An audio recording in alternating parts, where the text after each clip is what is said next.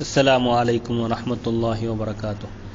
باب العلم انواریہ educational society اور جامعہ انواریہ کے زیر اہتمام بخاری شریف کی شرح نعمت الباری کا سلسلہ وار درس جاری و ساری ہے۔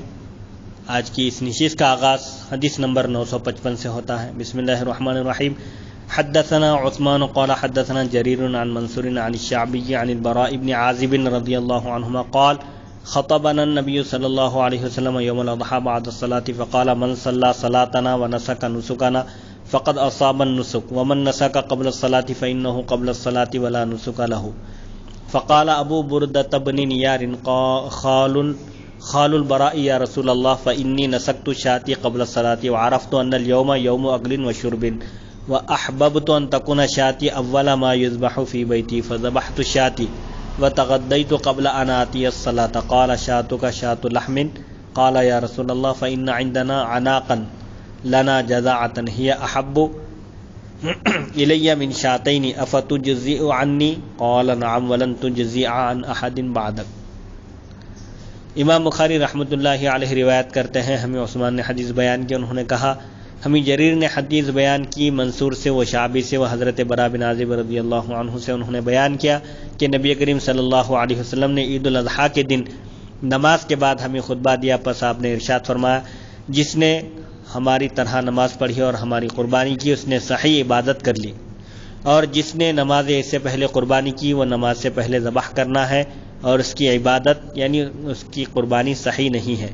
پھر حضرت ابو بردہ بن نیار رضی اللہ عنہ نے کہا جو حضرت براء بن عازب رضی اللہ عنہ کے ماموں ہیں، یا رسول اللہ صلی اللہ علیہ وسلم میں نے اپنی بکری کو نماز سے پہلے ذبح کر لیا اور مجھے یہ معلوم تھا کہ یہ کھانے پینے کا دن ہے اور میں یہ پسند کرتا تھا کہ میرے گھر میں میری بکری سب سے پہلے ذبح کی جائے، سو میں نے اپنی بکری کو ذبح کر لیا اور نماز سے پہلے میں نے ناشتہ کر لیا۔ آپ نے فرمایا تمہاری بکری کا گوشت ہے، یعنی یہ قربانی نہیں ہے، نماز سے پہلے جو قربانی دی جاتی ہے وہ قربانی شمار نہیں ہوتی، نماز کے بعد پھر دوبارہ قربانی دینا واجب ہے۔ انہوں نے کہا یا رسول اللہ ہمارے پاس ایک بکری کا بچہ ہے جو 6 ماہ کا ہے اور وہ مجھے 2 بکریوں سے زیادہ پسند ہے، کیا وہ میری طرف سے قربانی میں کافی ہوگا؟ آپ نے فرمایا ہاں، اور تمہارے بعد اور کسی کی طرف سے کفایت نہیں کرے گا۔ اس حدیث شریف سے حسب ذیل مسائل معلوم ہوتے ہیں۔ حسب ذیل یعنی نیچے مسائل دیے جا رہے ہیں۔ نمبر 1 عید کے دن نماز کے بعد خطبہ دینا مسنون ہے۔ نمبر 2 عید الاضحیٰ کے دن نماز کے بعد کھانا کھانا مستحب ہے۔ نمبر 3 حضرت براء بن عازب رضی اللہ عنہ نے عید کے دن اپنے پڑوسیوں کو کھانا، حضرت براء بن عازب رضی اللہ عنہ کے ماموں ابو بردہ بن نیار نے عید کے دن اپنے پڑوسیوں کو کھانا کھلانے کے لیے اپنی قربانی جلدی کر لی تھی۔ نبی کریم صلی اللہ علیہ وسلم نے اس پر ملامت نہیں کی کہ تم نے پڑوسیوں کو گوشت کھلانے کے لیے کیوں نماز سے پہلے قربانی کی، بلکہ یہ مسئلہ بتایا کہ نماز سے پہلے قربانی نہیں ہوتی اور ان پر دوبارہ قربانی کرنا واجب ہے۔ جو لوگ نماز سے پہلے قربانی دیتے ہیں یا بکرا جانور ذبح کرتے ہیں ان کی قربانی نہیں ہوگی، انہیں دوبارہ نماز عید کے بعد قربانی دینا واجب ہوگا۔ اور یہ حضور صلی اللہ علیہ وسلم کا اختیار ہے کہ آپ نے 6 ماہ کے بکری کو ذبح کرنے کی قربانی میں کافی ہونے کی اجازت دی، اور یہ بھی فرما دیا کہ تمہارے بعد کوئی اس طرح نہیں کر سکیں گے۔ یہ حضور صلی اللہ علیہ وسلم کا خصوصی اختیار ہے۔ آپ شارح بھی ہیں اور شارع بھی ہیں، یعنی قانون ساز بھی ہیں، آپ قانون بنانے والے ہیں، آپ نے انہیں اختیار عطا فرمایا، لیکن قیامت تک پھر اس طرح کا اختیار کسی کو نہیں ہے۔ حدیث نمبر 956 حدثنا سعید بن ابی مریم قال حدثنا محمد بن جعفر قال اخبرني زید بن عیاض بن عبد الله بن ابی سرح عن ابی سعید الخدری قال كان رسول الله صلی اللہ علیہ وسلم يخرج يوم الفطر والاضحى الى المصلى فاول شيء يبدا به الصلاة ثم ينصرف فيقوم مقابل الناس والناس جلوس على صفوفهم فيعظهم ويوصيهم ويأمرهم فإن كان يريد أن يقطع بعثا قطعه او یأمر بشیء امر به ثم ينصرف. قال ابو سعید فلم يزل الناس على ذلك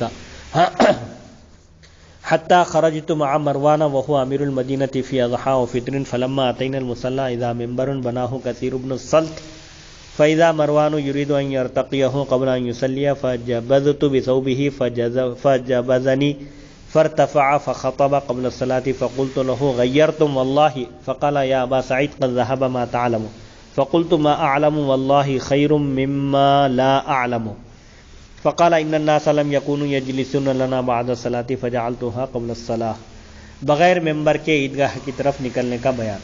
امام بخاری روایت کرتے ہیں ہمیں سعید بن ابی مریم نے حدیث بیان کی، انہوں نے کہا ہمیں محمد بن جعفر نے حدیث بیان کی، انہوں نے کہا مجھے زید نے خبر دی عیاض بن عبداللہ بن ابی سرح سے، انہوں نے حضرت ابی سعید خدری رضی اللہ عنہ سے. وہ بیان کرتے ہیں کہ رسول اللہ صلی اللہ علیہ وسلم عید الفطر اور عید الاضحیٰ کے دن عیدگاہ کی طرف نکل کر جاتے تھے. سب سے پہلے آپ نماز پڑھاتے، پھر مڑ کر نمازیوں کے سامنے کھڑے ہو جاتے اور نمازی اپنی صفوں میں بیٹھے ہوئے ہوتے تھے. آپ ان کو وعظ و نصیحت فرماتے اور ان کو حکم دیتے. بس اگر آپ کوئی لشکر بھیجنا چاہتے تو اس کو تیار کرتے، یا کسی اور چیز کا حکم دینا چاہتے تو اس کا حکم دیتے، پھر آپ گھر واپس آتے. حضرت ابو سعید خدری رضی اللہ عنہ نے کہا پھر لوگوں کا ہمیشہ یہی معمول رہا، پہلے نماز ادا کرتے اس کے بعد خطبہ دیتے، یہاں تک کہ میں مروان کے ساتھ عید کی نماز کے لیے نکلا. وہ اس وقت مدینے کا امیر تھا اور یہ عید الاضحیٰ یا عید الفطر کا دن تھا. جب ہم عیدگاہ آئے تو کثیر بن سلط نے ممبر بنا کر رکھ دیا. پھر مروان نماز پڑھانے سے پہلے ممبر کی سیڑھیوں پر چڑھنے لگا. میں نے اس کے کپڑے پکڑ کر کھینچا، اس نے مجھے کھینچا، یہاں تک کہ وہ ممبر پر چڑھ گیا. یعنی میں نے اس کو خطبہ دینے سے روکنے کے لیے اس کو پکڑ کر کھینچنے کی کوشش کی، لیکن وہ ممبر پر چڑھ گیا اور اس نے سنت کی مخالفت کی. بس اس نے نماز سے پہلے خطبہ دیا. میں نے کہا اللہ کی قسم تم نے عید کا طریقہ بدل دیا ہے. اس نے کہا اے ابو سعید وہ طریقہ جاتا رہا جو تم جانتے ہو. تو میں نے کہا اللہ کی قسم جس کو میں جانتا ہوں وہ اس سے بہتر ہے جس کو میں نہیں جانتا. تب اس نے کہا بات یہ ہے کہ نماز کے بعد لوگ ہماری بات سننے کے لیے نہیں بیٹھتے ہیں، اس لیے میں نے خطبے کو نماز پر مقدم کر دیا. عیدگاہ میں ممبر لے جانا اور نہ لے جانا ہر دو صورتیں جائز ہیں. علامہ ابو الحسن علی بن خلف ابن بطال مالکی قرطبی شارح بخاری لکھتے ہیں اشہب نے کہا ہے کہ ممبر کو عیدگاہ میں لے جانے میں وسعت ہے، گنجائش ہے، اجازت ہے، اگر چاہے تو ممبر لے جائے اور اگر چاہے تو نہ لے جائے. ابن حبیب نے کہا کہ ممبر کو عیدگاہ میں نہ لے جائے کیونکہ ممبر پر چڑھ کر خطبہ دینا خلفاء کا طریقہ ہے. محلب نے کہا کثیر بن سلط کا ممبر بنانا اس کی دلیل ہے کہ اس سے پہلے ممبر نہیں تھا. اس حدیث میں یہ ثبوت ہے کہ عید کی نماز خطبے سے پہلے پڑھی جائے گی اور یہ کہ خطیب کو نمازیوں کی طرف رخ کرنا چاہیے نماز ادا کرنے کے بعد، اور نمازیوں کو خطیب کے سامنے صف بنا کر بیٹھنا چاہیے. اور اس میں اس بات کا ثبوت ہے کہ خطیب کا عیدگاہ کی طرف نکل کر جانا عید کی سنت ہے اہل مکہ کے سوا، کیونکہ ان کے لیے سنت یہ ہے کہ وہ حرم شریف میں کعبے کے پاس نماز پڑھیں. سب سے پہلے عید کی نماز پر خطبے کو کس نے مقدم کیا؟ اس میں علماء کا اختلاف ہے کہ عیدین کی نماز میں سب سے پہلے خطبے کو مقدم کس نے کیا، پہلے خطبہ کس نے دیا اور نماز بعد میں پڑھی. ابن نافع نے امام مالک سے نقل کیا ہے کہ سب سے پہلے حضرت عثمان بن عفان رضی اللہ عنہ نے خطبے کو عیدین میں مقدم کیا تاکہ لوگ نماز میں شامل ہو جائیں. حضرت عبداللہ بن سلام رضی اللہ عنہ نے بھی کہا ہے کہ سب سے پہلے جس نے خطبے کو نماز پر مقدم کیا وہ حضرت عثمان بن عفان رضی اللہ عنہ تھے. ابن شہاب زہری نے کہا کہ سب سے پہلے جس نے خطبے کو نماز پر مقدم کیا وہ حضرت امیر معاویہ رضی اللہ عنہ تھے. طارق بن شہاب نے کہا کہ سب سے پہلے جس نے خطبے کو عیدین کی نماز پر مقدم کیا وہ مروان تھا. محلب نے کہا کہ اس حدیث کی فقہ سمجھ یہ ہے کہ اجتہاد سے لوگوں کے لیے نئے نئے طریقے وضع کرنے چاہیے جبکہ ان میں لوگوں کی مصلحت ہو، اور اس کی اصل اور دلیل یہ ہے کہ نبی کریم صلی اللہ علیہ وسلم نے جمعہ کی نماز سے پہلے خطبہ دیا، پھر حضرت عثمان وغیرہ نے عید کے دن نماز کی تقدیم کو ترک کر دیا، یعنی پہلے خطبہ دیا پھر بعد میں نماز ادا کی اور خطبے کو مقدم کر دیا، کیونکہ نبی کریم صلی اللہ علیہ وسلم جمعہ کے دن خطبے کو نماز پر مقدم کرتے تھے. جمعہ کے دن نبی کریم صلی اللہ علیہ وسلم پہلے خطبہ دیتے پھر نماز پڑھاتے تھے، اور یہ کوئی خاص تغییر نہیں ہے بلکہ ایک فعل کو نبی کریم صلی اللہ علیہ وسلم کے دوسرے فعل کے مطابق کیا. علامہ بدر الدین محمود بن احمد عینی حنفی لکھتے ہیں اس میں اختلاف ہے کہ سب سے پہلے عید کے دن کس نے خطبے کو نماز پر مقدم کیا. امام ابن ابی شیبہ نے اپنی مصنف میں روایت کیا ہے کہ سب سے پہلے حضرت عمر نے خطبے کو نماز عید پر مقدم کیا. حضرت عبداللہ بن سلام رضی اللہ عنہ بیان کرتے ہیں کہ لوگ پہلے عید کی نماز پڑھتے تھے پھر خطبہ دیتے تھے، حتیٰ کہ جب حضرت عمر رضی اللہ عنہ کا دور آیا اور ان کے دور خلافت میں لوگ بہت زیادہ ہو گئے، پس جب وہ خطبہ دینے کے لیے جاتے تو شقی لوگ اٹھ کر چلے جاتے تھے، اسی لیے حضرت عمر نے خطبے کو مقدم کر دیا اور نماز کو اختتام پر کر دیا، یعنی پہلے خطبہ دیا پھر بعد میں عید کی نماز پڑھائی. علامہ عینی نے اس روایت کو شاذ قرار دیا، یعنی یہ روایت بالکل ایک آدھ روایت اس طرح کی آئی ہے، ایک قول یہ ہے کہ حضرت عثمان نے خطبے کو نماز سے اس پر مقدم کیا تھا، لیکن اس قول کی کوئی اصل، کوئی دلیل اور کوئی بنیاد نہیں ہے۔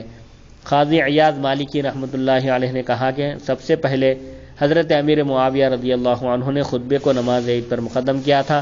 نیز قاضی عیاض رحمۃ اللہ علیہ نے کہا ہے کہ سب سے پہلے زیاد نے بصرے میں خطبے کو نماز پر مقدم کیا تھا، اور یہ حضرت امیر معاویہ رضی اللہ عنہ کی امارت یعنی آپ کی خلافت میں کیا تھا، بلکہ صحیح یہ ہے کہ سب سے پہلے حضرت معاویہ رضی اللہ عنہ کی خلافت میں مروان نے خطبے کو نماز عید پر مقدم کیا تھا، جیسا کہ صحیح بخاری اور صحیح مسلم میں حضرت ابو سعید خدری رضی اللہ عنہ کی حدیث ہے۔ اس حدیث میں نیکی کا حکم دینے اور برائی سے منع کرنے کی اصل ہے، خواہ والی اور حاکم کو برائی سے روکا جائے، یعنی اس حدیث سے معلوم ہوتا ہے کہ خاص موقعوں پر وعظ و نصیحت کرنا چاہیے، بھلائی کا حکم دینا چاہیے اور برائی سے روکنا چاہیے، چاہے وہ والی یا حاکم ہی کیوں نہ ہو، کیونکہ مروان اس وقت مدینے کا والی اور حاکم تھا، یعنی گورنر تھا، اور حضرت ابو سعید خدری رضی اللہ عنہ نے حاکم کو نیکی کا حکم دیا اور خلاف سنت کام سے روکا۔ حضرت ابو بکر، حضرت عمر، حضرت عثمان، حضرت علی، حضرت مغیرہ، حضرت ابو مسعود اور حضرت ابن عباس رضی اللہ عنہما کا یہ مسلک ہے کہ نماز عید خطبے پر مقدم ہے، اور ائمہ اربعہ اور جمہور فقہا کا بھی یہی مذہب ہے کہ پہلے نماز پڑھی جائے پھر اس کے بعد خطبہ دیا جائے۔ عیدین کی نماز پر خطبے کو مقدم کرنے کی ممانعت کے متعلق احادیث اور آثار، صحابہ کے اقوال۔ عطا بیان کرتے ہیں کہ حضرت ابن عباس رضی اللہ عنہما یہ کہتے تھے کہ میں گواہی دیتا ہوں کہ رسول اللہ صلی اللہ علیہ وسلم نے پہلے نماز عید پڑھائی پھر خطبہ دیا۔ صحیح بخاری، صحیح مسلم، سنن ابی داؤد، سنن نسائی، سنن ابن ماجہ، مسند احمد، سنن دارمی، صحیح ابن خزیمہ، مصنف ابن ابی شیبہ جیسی معتبر اور مستند حدیث شریف کی کتابوں سے ثابت ہے۔ حضرت جابر رضی اللہ عنہ بیان کرتے ہیں کہ میں گواہی دیتا ہوں کہ نبی کریم صلی اللہ علیہ وسلم نے عید کے دن پہلے نماز پڑھائی پھر خطبہ دیا۔ مصنف ابن ابی شیبہ حدیث نمبر 5773۔ حضرت ابن عمر رضی اللہ عنہما بیان کرتے ہیں کہ نبی کریم صلی اللہ علیہ وسلم اور حضرت ابو بکر اور حضرت عمر رضی اللہ عنہما خطبے سے پہلے عیدین کی نماز پڑھتے تھے۔ حضرت ابن عباس رضی اللہ عنہما بیان کرتے ہیں کہ نبی کریم صلی اللہ علیہ وسلم نے انہی عید کے دن کثیر ابن سلط کے گھر کے پاس خطبے سے پہلے عید کی نماز پڑھائی۔ حضرت برا بن عازب رضی اللہ عنہ بیان کرتے ہیں کہ عید الاضحیٰ کے دن رسول اللہ صلی اللہ علیہ وسلم نے ہمیں نماز کے بعد خطبہ دیا۔ حضرت ابن عباس رضی اللہ عنہما بیان کرتے ہیں میں نے نبی کریم صلی اللہ علیہ وسلم، حضرت ابو بکر اور حضرت عمر رضی اللہ عنہما کے ساتھ عید کے دن میں حاضر ہوا، انہوں نے خطبے سے پہلے نماز پڑھائی، یعنی پہلے نماز پڑھائی عید کے دن، پھر اس کے بعد خطبہ ارشاد فرمایا۔ حضرت انس رضی اللہ عنہ بیان کرتے ہیں کہ عیدین کی نماز خطبے سے پہلے ہوتی تھی۔ بہرحال ان تمام مستند اور معتبر کتب حدیث کے حوالے سے ثابت ہے کہ عید کے دن پہلے نماز پڑھی جائے پھر اس کے بعد خطبہ دیا جائے۔ باب مذکور کی حدیث، اس باب کی جو حدیث ہے شرح صحیح مسلم حدیث نمبر 1950 جلد 2 صفحہ 664 پر مذکور ہے، وہاں اس کی شرح نہیں کی گئی، اس لیے کہ اس کی شرح یہاں پر تفصیلی کی گئی۔ باب المشی والرکوب الی العید والصلاة قبل الخطبۃ وبغیر اذان ولا اقامۃ، حدیث نمبر 957۔ حدثنا ابراہیم بن المنذر قال حدثنا انس بن عبید اللہ عن نافع عن عبد اللہ بن عمر ان رسول اللہ صلی اللہ علیہ وسلم کان یصلی فی الاضحیٰ والفطر ثم یخطب بعد الصلاۃ، عید کی نماز کے لیے پیدل اور سواری پر جانا اور اذان اور اقامت کے بغیر عید کی نماز کو خطبے سے پہلے پڑھنا۔ عید کی نماز کے لیے پیدل بھی جا سکتے ہیں عیدگاہ اور سواری پر بھی جانے کی اجازت ہے، اور عید کی نماز کے لیے اذان اور اقامت نہیں ہوگی، اذان اور اقامت کے بغیر ہی عید کی نماز پڑھی جائے گی، اس کے بعد خطبہ دیا جائے گا۔ امام بخاری رحمۃ اللہ علیہ روایت کرتے ہیں ہمیں ابراہیم بن منذر نے حدیث بیان کی، انہوں نے کہا ہمیں انس نے حدیث بیان کی عبید اللہ سے، وہ نافع سے، وہ عبداللہ بن عمر رضی اللہ عنہما سے کہ رسول اللہ صلی اللہ علیہ وسلم عید الاضحیٰ اور عید الفطر کی نماز پڑھتے تھے، پھر نماز کے بعد خطبہ دیتے تھے۔ حدیث مذکور کے رجال، اس حدیث شریف کی سند کے راوی ابراہیم بن منذر بن عبداللہ ابو اسحاق حزامی ہیں، دوسرے انس بن عیاض ابو زمرہ ہیں، یہ یزید بن عیاض کے بھائی نہیں ہیں اور ان کے درمیان کوئی قرابت، کوئی رشتہ داری نہیں ہے۔ نمبر 3 عبداللہ بن عمر بن حفص بن عاصم بن عمر بن خطاب رضی اللہ عنہم۔ نمبر 4 نافع مولا ابن عمر۔ نمبر 5 حضرت عبداللہ بن عمر رضی اللہ عنہما۔ حدیث نمبر 958۔ حدثنا ابراہیم بن موسیٰ قال اخبرنا ہشام ان ابن جریج اخبرهم قال اخبرني عطاء عن جابر بن عبد الله قال سمعته يقول ان النبي صلی اللہ علیہ وسلم خرج یوم الفطر فبدأ بالصلاة قبل الخطبة۔ امام بخاری رحمۃ اللہ علیہ روایت کرتے ہیں، ہمیں ابراہیم بن موسیٰ نے حدیث بیان کی، انہوں نے کہا ہمیں ہشام نے خبر دی کہ ابن جریج نے ان کو خبر دی، انہوں نے کہا مجھ کو عطا نے خبر دی۔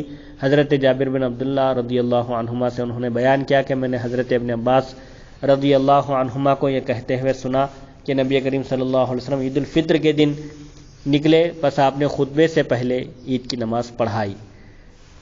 حدیث نمبر 959 قال واخبرني عطاء ان ابن عباس ارسل الى ابن الزبير في اول ما بويع له انه لم يكن يؤذن بالصلاه يوم الفطر وانما الخطبه بعد الصلاه۔ ابن جریج نے کہا اور مجھے عطا نے خبر دی کہ حضرت ابن عباس رضی اللہ عنہما نے حضرت ابن زبیر رضی اللہ عنہ کے پاس اس وقت پیغام بھیجا جب ان کے ہاتھ پر پہلی بیعت کی گئی تھی کہ عید الفطر کے دن اذان نہیں دی جاتی تھی اور خطبہ نماز کے بعد دیا جاتا تھا۔ حدیث نمبر 960 واخبرني عطاء عن ابن عباس وعن جابر بن عبد الله قال لم يكن يؤذن يوم الفطر ولا يوم الاضحى۔ ابن جریج نے کہا اور مجھے عطا نے خبر دی حضرت ابن عباس اور حضرت جابر بن عبداللہ رضی اللہ عنہم سے ان دونوں نے کہا کہ عید الفطر اور عید الاضحیٰ کے دن اذان نہیں دی جاتی تھی، یعنی عید کی نماز کے لیے نہ اذان ہے اور نہ ہی اقامت۔ حدیث نمبر 961 وعن جابر بن عبد الله قال سمعته يقول ان النبي صلی اللہ علیہ وسلم قام فبدأ بالصلاة ثم خطب الناس بعد فلما فرغ نبي الله صلى الله عليه وسلم نزل فأتى النساء فذكرهن وهو يتوكأ على يد بلال وبلال باسط ثوبه يلقي فيه النساء صدقة قال قلت لعطاء أترى حقا على الإمام الآن أن يأتي النساء فيذكرهن حين يفرغ قال إن ذلك لحق عليهم وما لهم ألا يفعلوا۔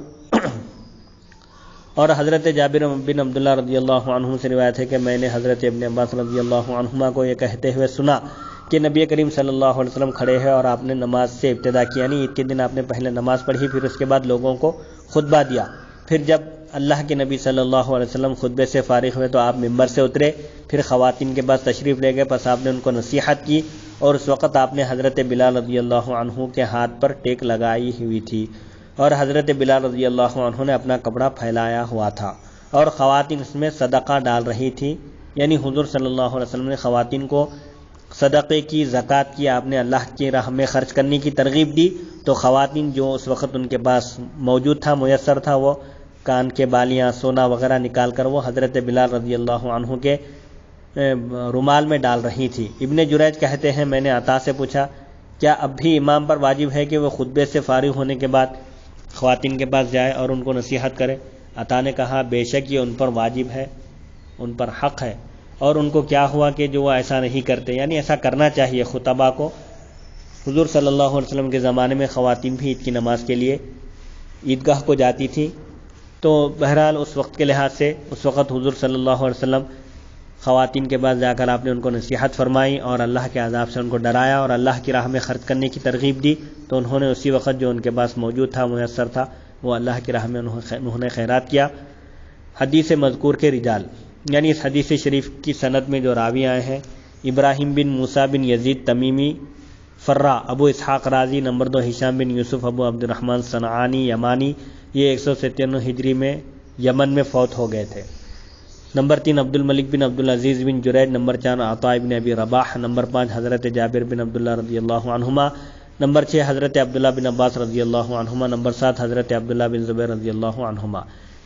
حدیث نمبر 959 میں ذکر ہے جب پہلی بار حضرت عبداللہ بن زبیر رضی اللہ عنہ کے ہاتھ پر خلافت کی بیعت کی گئی تھی یزید بن معاویہ کی موت کے بعد، 64 ہجری میں ان کے ہاتھ پر بیعت کی گئی تھی، اور 73 ہجری میں حضرت عبداللہ بن زبیر رضی اللہ عنہ کو شہید کر دیا گیا تھا۔ حضرت ابن زبیر رضی اللہ عنہ کی خلافت کی مدت 9 سال رہی۔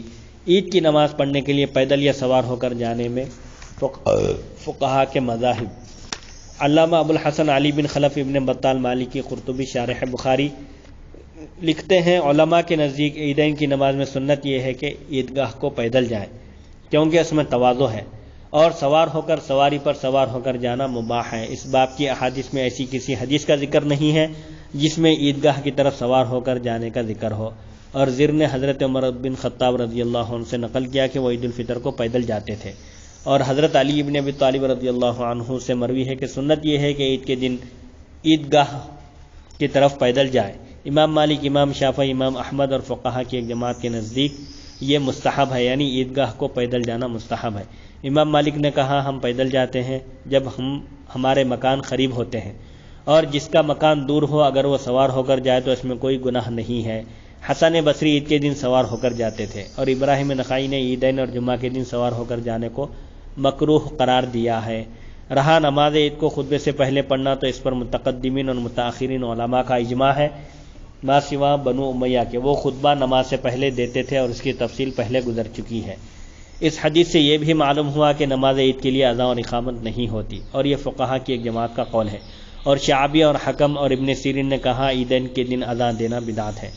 سعید بن مسیب نے کہا جس نے سب سے پہلے عید کے دن اذان دی وہ حضرت امیر معاویہ رضی اللہ عنہ تھے۔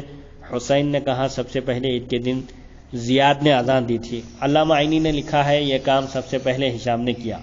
داودی نے کہا یہ کام مروان نے کیا تھا۔ امام شافعی نے کہا صرف یہ ندا کی جائے کہ جماعت تیار ہے، نماز کا وقت ہو چکا ہے، اس کی اجازت ہے۔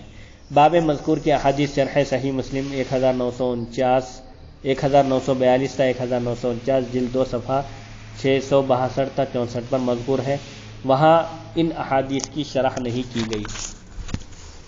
باب الخطبتی بعد العید، نماز عید کے بعد خطبہ دینا۔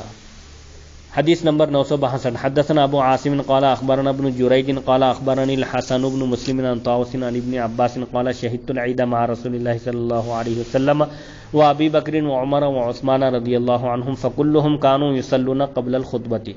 اگر یہ اعتراض کیا جائے کہ اس سے پہلی احادیث میں یہ ذکر آ چکا ہے کہ عید کے دن نماز کے بعد خطبہ دیا جائے گا، پھر امام بخاری نے اس کا دوبارہ ذکر کیوں کیا؟ اس کا جواب یہ ہے کہ امام بخاری نے زیادہ تاکید بتلانے کے لیے ایسا کیا ہے۔ ویسے بھی امام بخاری احادیث تکرار کے ساتھ عموماً آپ مکرر احادیث شریفہ بیان کرتے ہیں، لیکن وہ محدثین کے پاس وہ تکرار نہیں ہے، بعض جگہ سند الگ ہوتی ہے، بعض جگہ متن الگ ہوتا ہے، تھوڑے سے فرق کے ساتھ وہ حدیث شریف الگ ہو جاتی ہے۔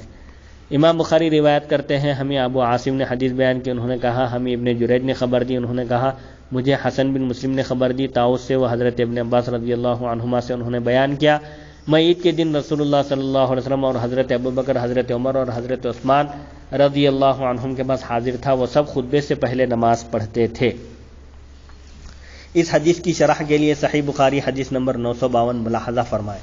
حدیث نمبر 963 حدثنا یعقوب بن ابراہیم قال حدثنا ابو اسامہ قال حدثنا عبید اللہ عن نافع عن ابن عمر قال كان رسول اللہ صلی اللہ علیہ وسلم و ابو بکر و عمر رضی اللہ عنہما یصلون العیدین قبل الخطبۃ۔ ابو عاصم نے بیان کیا، ہمیں یعقوب بن ابراہیم نے حدیث بیان کی، انہوں نے کہا ہمیں ابو اسامہ نے حدیث بیان کی، انہوں نے کہا ہمیں عبید اللہ نے حدیث بیان کی نافع سے و حضرت ابن عمر رضی اللہ عنہما سے، انہوں نے کہا کہ رسول اللہ صلی اللہ علیہ وسلم اور حضرت ابوبکر اور حضرت عمر رضی اللہ عنہما خطبے سے پہلے عیدین کی نماز پڑھتے تھے۔ اس حدیث کی شرح کے لیے صحیح بخاری حدیث نمبر 956 کا مطالعہ فرمائے۔ حدیث نمبر 964 حدثنا سلیمان بن حرب قال حدثنا شعبۃ عن عدی بن ثابت عن سعید بن جبیر عن ابن عباس ان النبي صلی اللہ علیہ وسلم صلى يوم الفطر ركعتين لم يصلي قبلهما ولا بعدهما ثم اتى النساء ومعه بلال فامرهن بالصدقه فجعلن یلقینا تلقی المرأة خرسها و سخابها۔ ابو عاصم نے بیان کیا، ہمیں سلیمان بن حرب نے حدیث بیان کی، انہوں نے کہا ہمیں شعبہ نے حدیث بیان کی، عدی بن ثابت سے، انہوں نے سعید بن جبیر سے، انہوں نے حضرت ابن عباس رضی اللہ عنہما سے کہ نبی کریم صلی اللہ علیہ وسلم عید الفطر کے دن 2 رکعت آپ نے نماز آپ نے پڑھائی، اس سے پہلے کوئی نماز پڑھی نہ اس کے بعد کوئی نماز پڑھی، یعنی آپ نے عید کی نماز سے پہلے بھی کوئی نماز نہیں پڑھی اور عید کی نماز کے بعد بھی کوئی نماز نہیں پڑھی۔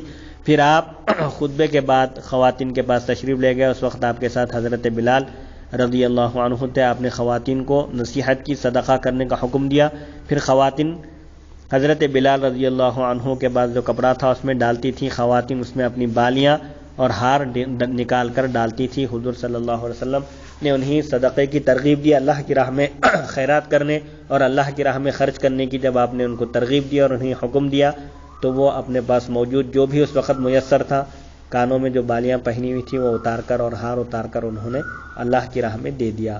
اس حدیث کی شرح کے لیے صحیح بخاری 961 ملاحظہ فرمائے۔ عید کی نماز 2 رکعت ہے۔ علامہ بدر الدین عینی حنفی متوفی 855 ہجری لکھتے ہیں، اس حدیث میں یہ ثبوت ہے کہ نماز عید 2 رکعت ہے۔ ابن بزیزہ نے کہا اس پر اجماع منعقد ہے کہ نماز عید 2 رکعت ہے، اس سے زیادہ نہیں ہے، مگر حضرت علی رضی اللہ عنہ سے مروی ہے کہ نماز عید 4 رکعت ہے۔ اگر نماز عید عیدگاہ میں پڑھی جائے تو جمہور کا قول ہے کہ وہ 2 رکعت ہی ہے۔ حضرت علی رضی اللہ عنہ کا یہ قول بھی شاذ ہے، یعنی عموماً جس بات پر اجماع ہے اور تمام صحابہ سے منقول ہے وہ یہ ہے کہ نماز عید 2 رکعت ہے۔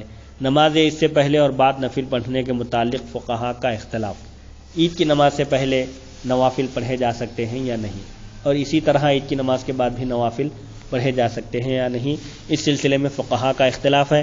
اس حدیث میں یہ صراحت ہے کہ نماز عید سے پہلے اور نماز عید کے بعد نفل نہیں پڑھے جائیں گے۔ اس مسئلے میں علماء کا اختلاف ہے۔ امام اعظم ابو حنیفہ اور سفیان ثوری کا مسلک یہ ہے کہ نماز عید کے بعد نفل پڑھنا جائز ہے اور نماز عید سے پہلے نفل پڑھنا جائز نہیں ہے، اور امام شافعی کا مذہب یہ ہے کہ نماز عید سے پہلے اور نماز عید کے بعد نفل پڑھنا جائز ہے، اور ابن وہب اور اشہب نے امام مالک سے نقل کیا ہے کہ نماز عید سے پہلے نفل نہ پڑھے جائیں اور نماز عید کے بعد نفل پڑھنا مباح ہے۔ الذخیرہ ایک مشہور کتاب کا نام ہے، ذخیرہ میں مذکور ہے نماز عید سے پہلے کوئی نماز نہ پڑھی جائے۔ کرخی نے صراحت کی ہے کہ یہ مکروہ ہے، عید کی نماز سے پہلے نوافل پڑھنا مکروہ ہے۔ ہدایہ کی شرح میں مذکور ہے کہ محمد بن مقاتل المروزی یہ کہتے تھے کہ عیدگاہ کی طرف نکل کر جانے سے پہلے چاشت کی نماز پڑھنے میں کوئی گناہ نہیں ہے، کوئی حرج نہیں ہے، اور اکثر فقہا نے کہا ہے کہ عید کی نماز سے پہلے نفل پڑھنا مطلقاً مکروہ ہے۔ حضرت علی، حضرت ابن مسعود، حضرت جابر اور حضرت ابن ابی اوفا رضی اللہ عنہم نماز عید سے پہلے اور نماز عید کے بعد نوافل کو جائز نہیں سمجھتے تھے۔ حضرت ابن عمر رضی اللہ عنہما، مسروق، شعبی، ضحاک، سالم، قاسم، زہری، معمر ابن جریج اور امام احمد بن حنبل رحمۃ اللہ علیہم کا بھی یہی قول ہے۔ نماز عید پڑھنے کے لیے عورتوں کے عیدگاہ جانے کے متعلق اختلاف فقہا اور صدقے کے مسائل۔ آیا عورتیں عید کی نماز ادا کرنے کے لیے عیدگاہ جا سکتی ہیں یا نہیں؟ اسی طرح صدقے کے مسائل بیان کیے جائیں گے۔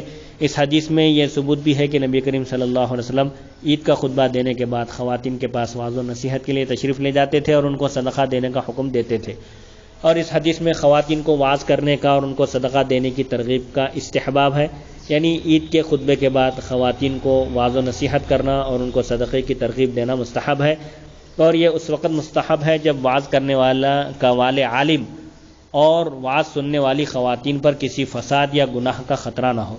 نیز اس حدیث میں یہ بھی ثبوت ہے کہ نفلی صدقے میں ایجاب و قبول کی ضرورت نہیں ہے، بلکہ اس میں یہ کافی ہے کہ بغیر کچھ کہے سنے صدقہ وصول کرنے والے کی جھولی میں صدقے کا مال ڈال دیا جائے، کیونکہ وہ خواتین حضرت بلال رضی اللہ عنہ کے رومال میں صدقے کے زیورات ڈال دیتی تھیں۔ اس حدیث سے یہ بھی معلوم ہوا کہ نماز عید پڑھنے کے لیے خواتین کا عیدگاہ میں جانا جائز ہے۔ اس میں سلف صالحین کا اختلاف ہے۔ حضرت ابوبکر، حضرت عمر اور حضرت علی رضی اللہ عنہم کا موقف یہ ہے کہ خواتین پر عید کی نماز پڑھنے کے لیے جانا واجب ہے۔ ابو قلابہ نے بیان کیا کہ ہم عمر عورتیں رسول اللہ صلی اللہ علیہ وسلم کی اقتداء میں عید الفطر اور عید الاضحیٰ کی نماز پڑھنے کے لیے جاتی تھیں، اور علقمہ اور اسود اپنی خواتین کو نماز عید کے لیے عیدگاہ میں لے جاتے اور نماز جمعہ میں جانے سے منع کرتے تھے۔ ابن نافع نے امام مالک سے روایت کی ہے کہ عیدین اور جمعہ کی نماز کے لیے عورتوں کے جانے میں کوئی گناہ نہیں ہے اور ان نمازوں کے لیے جانا ان پر واجب نہیں ہے، اور بعض فقہاء تابعین نے عورتوں کو جانے سے منع کیا، ان میں عروہ، قاسم، ابراہیم نخعی، یحییٰ انصاری اور امام ابو یوسف شامل ہیں۔ امام ابو حنیفہ نے ایک مرتبہ اس کی اجازت دی اور ایک مرتبہ منع کیا، اور جن فقہاء نے نماز عید کے لیے عورتوں کو جانے کی اجازت دی ہے ان کا قول زیادہ صحیح ہے، کیونکہ وہ سنت ثابتہ کے مطابق ہے۔ علامہ عینی فرماتے ہیں، میں کہتا ہوں کہ زمانے میں فتنہ اور فساد غالب ہے، اس لیے اب عورتوں کو نماز عید کے لیے عیدگاہ جانے سے مطلقاً روک دینا چاہیے، اور جب عورتیں جائیں تو مردوں سے الگ جگہ میں کھڑی ہوں تاکہ فتنہ اور فساد کا خطرہ نہ رہے۔ علامہ غلام رسول سعیدی صاحب رحمۃ اللہ علیہ فرماتے ہیں، میں کہتا ہوں کہ زمانے میں عورتیں اپنی ضروریات، سیر و تفریح اور تعیش کے لیے گھر سے باہر نکلتی ہیں تو صرف نماز کے لیے ان کو گھر سے نکلنے سے منع کرنا مناسب نہیں ہے۔ اس حدیث میں یہ ثبوت بھی ہے کہ عورت اپنے ذاتی مال سے کسی کو صدقہ دے سکتی ہے، البتہ امام مالک نے کہا کہ وہ شوہر کی رضامندی کے بغیر تہائی مال 1/3 سے زیادہ صدقہ نہ کرے۔ حدیث نمبر 96 حدثنا آدم قال حدثنا شعبة قال حدثنا زبيد قال سمعت الشعبي عن البراء بن عازب قال قال النبي صلى الله عليه وسلم إن أول ما نبدأ به في يومنا هذا أن نصلي ثم نرجع فننحر فمن فعل ذلك فقد أصاب سنتنا ومن نحر قبل الصلاة فإنما هو لحم قدمه لأهله ليس من النسك في شيء. فقال رجل من الأنصار يقال له أبو بردة بن نيار يقال له أبو بردة بن نيار يا رسول الله ذبحت وعندي جزعة خير من مسنة. فقال اجعله مكانه ولن توفي أو تجزئ عن أحد بعدك.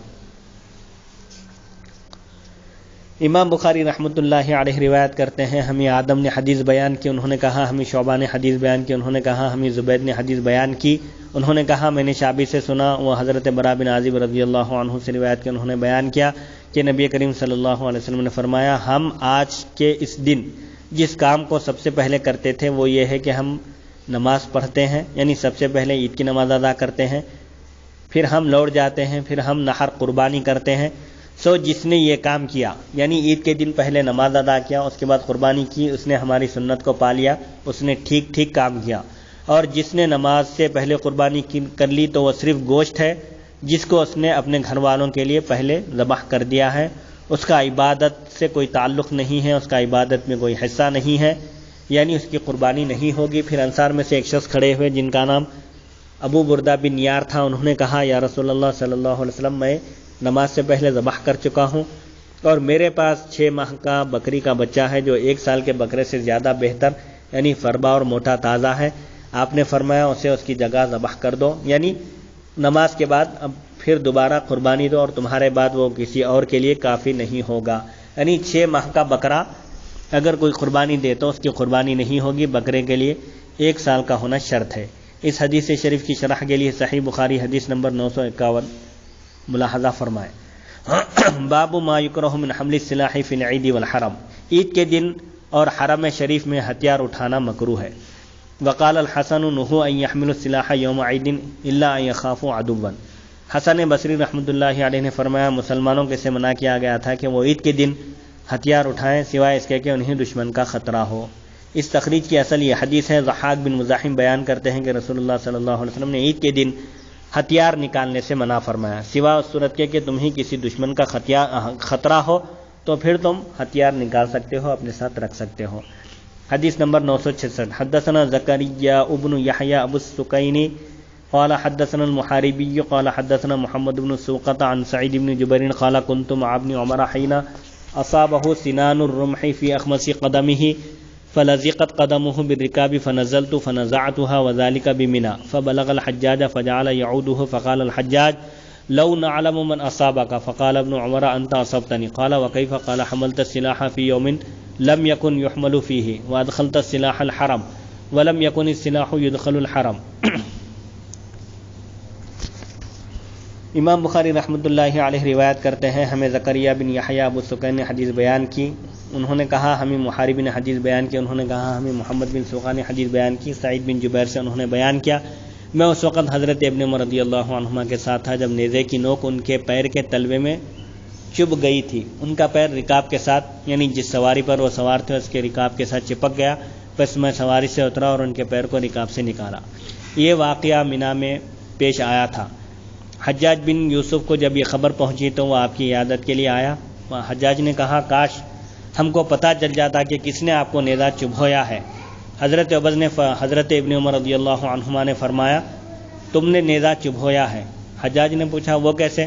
حضرت ابن عمر نے فرمایا تم نے اس دن ہتھیار اٹھائے جس دن ہتھیار اٹھائے نہیں جاتے تھے اور تم نے حرم میں ہتھیاروں کو داخل کیا حالانکہ حرم میں ہتھیار داخل نہیں کیے جاتے تھے. حدیث شریف کے رجال زکریا بن یحییٰ بن عمر طائی کوفی، ان کی کنیت ابو السکین ہے. دوسرے راوی ہیں محاربی، ان کا نام عبد الرحمن بن محمد ہے، ان کی کنیت ابو محمد ہے. یہ سن 195 ہجری میں وفات پائے. نمبر 3 محمد بن سوقہ ابو بکر الغنوی الکوفی ہے. نمبر 4 سعید بن جبیر رضی اللہ عنہ مشہور تابعی ہے. نمبر 5 حضرت عبداللہ بن عمر رضی اللہ عنہما.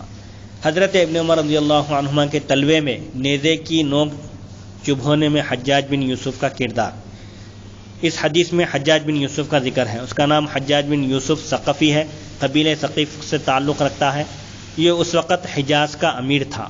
یہ واقعہ حضرت عبداللہ بن زبیر رضی اللہ عنہ کی شہادت کے 1 سال کے بعد کا ہے. یہ 20 سال عراق پر حاکم رہا، حکومت کیا اس نے. اس عرصے میں بہت خون ریزی کی.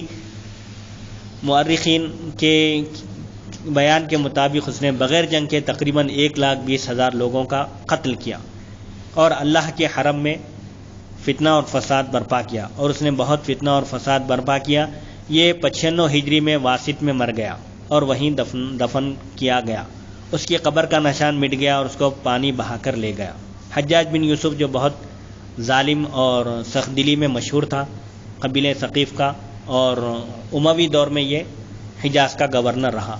حضرت عبداللہ بن عمر رضی اللہ عنہما نے حجاج سے کہا، جب حجاج نے پوچھا کہ آپ کو نیزہ کس نے چبھویا، تو آپ نے فرمایا کہ یہ نیزہ تم نے چبھویا. اس جملے میں حضرت ابن عمر رضی اللہ عنہما نے سبب کی طرف نسبت کی ہے.